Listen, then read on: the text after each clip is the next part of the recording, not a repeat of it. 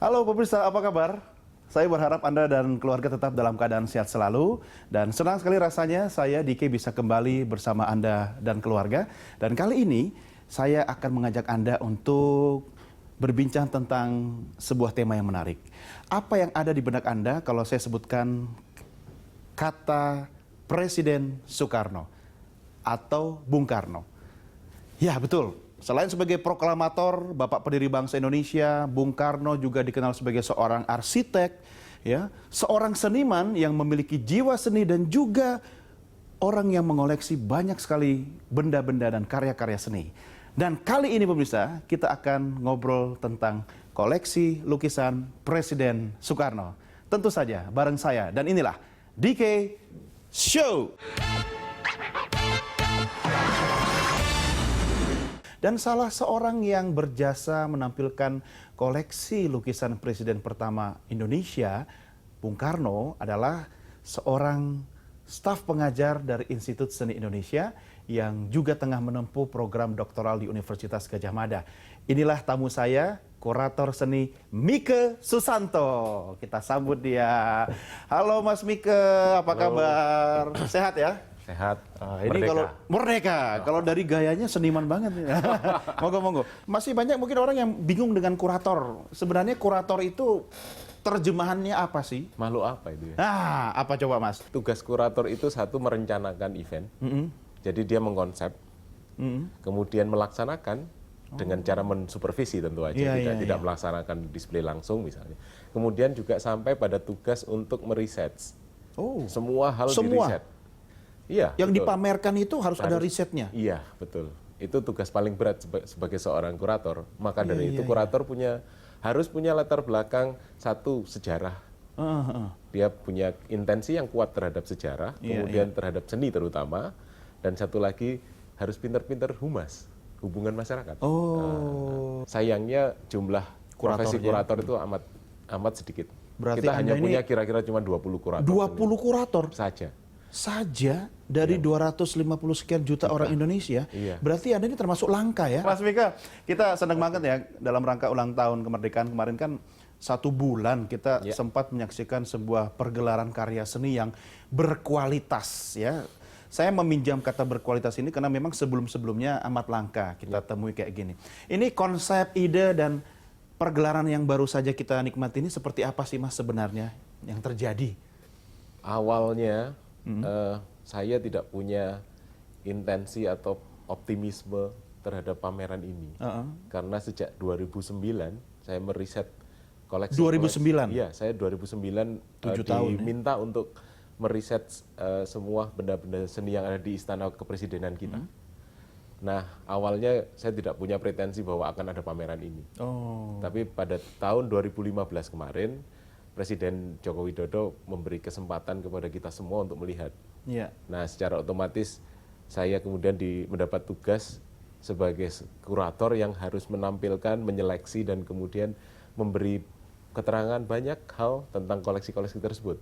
Anda yang memilih? Iya, konsepnya tentu saja karena Presiden ingin pameran ini menjadi bagian dari HUT Kemerdekaan RI yang ke-71. Sehingga konsep dan temanya lebih dekat dengan isu tentang nasionalisme dan kebanggaan kita terhadap negeri. Dan ada 28 ya? Lukisan. Ada 28 karya yang disajikan. Semuanya karya-karya para maestro. Kita sebut secara singkat itu mahakarya semua itu. Maestronya berapa banyak tuh Mas? Kalau ada 21 pelukis dan 1 bukan pelukis. Nah, apa itu? Presiden Soekarno. Oh, Presiden Soekarno. Kalau Bung Karno Mas semuanya bisa Mas. Ini hal yang belum banyak diketahui orang. Bagaimana kehidupan Presiden Soekarno selain sebagai presiden. Iya. Dan ada satu lukisan karya Bung Karno ya? Yang di pameran ini. Namanya? Judulnya Rini. Rini. Siapa Rini itu Mas? Siapa Rini dia? Begini, Presiden Soekarno membuat karya Rini ini di Istana Tampak Siring, Bali. Karya Rini ini merupakan karya yang istimewa karena sebelum beliau menjadi presiden, beliau juga melukis. Dan lukisan-lukisannya banyak beraliran naturalistik. Jadi keindahan alam, pemandangan Ende atau pemandangan di Jawa Barat itu dilakukan terus-menerus. Sayangnya ketika menjadi presiden beliau agak berkurang waktu untuk mengekspresikan Melukis, dirinya, sehingga pada satu waktu tahun 58 lukisan itu dibuat. Lukisan itu dibuat tidak sendirian. Bung Karno Bung tidak Karno sendiri melukisnya maksudnya? bersama satu pelukis yang dia angkat sebagai pelukis istana, namanya Dullah. Iya. Nah, Pak Dullah inilah yang membuat sketch. Betul. Dan kemudian Bung Karno menyelesaikan, mewarna, dan kemudian finishingnya juga dibantu sedikit lah oleh Dullah. Ini lukisan kolaborasi ya? Ya, lebih Memang kurang Bung Karno gitu. ini orangnya... Soekarno featuring Dullah. Betul, betul. Karena di bagian bawah ada Tanda tulisan, tangan ada pelukisnya. tertera teks yang menulis bahwa sketch oleh Dullah. Mas, ada lukisan asing kan dalam pergelaran kemarin tuh karya penari Bali sedang berhias, benar? Itu karya Rudolf Bonnet. Ya. Dan juga lukisan garis Melayu dengan bunga itu karya Diego Rivera. Ya. Nggak tanya kok saya tahu banget. Lah saya nyontek ada datanya. Keren.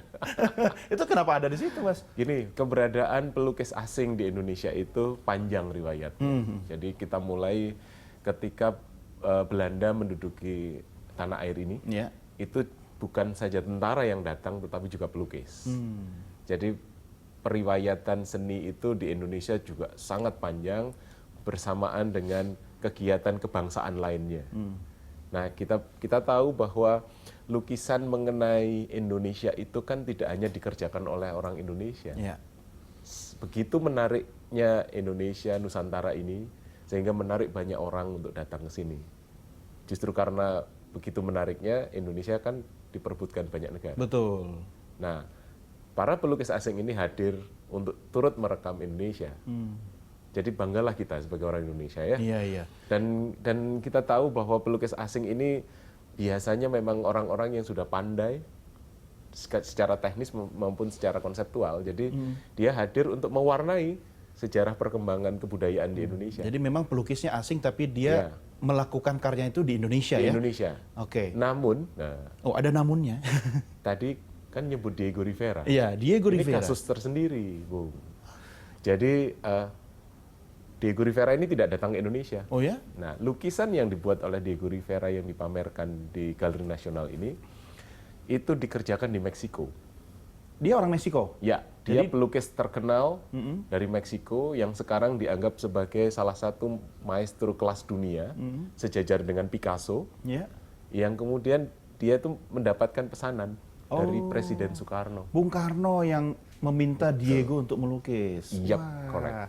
Ternyata memang memahami sejarah bisa memperkaya ya. Betul. Itulah Mas Mike, karena melihat karya seni, ternyata juga kita bisa menengok peradaban sebuah bangsa. Kita lanjutkan di segmen berikutnya. Tetap bareng saya dalam DK Show.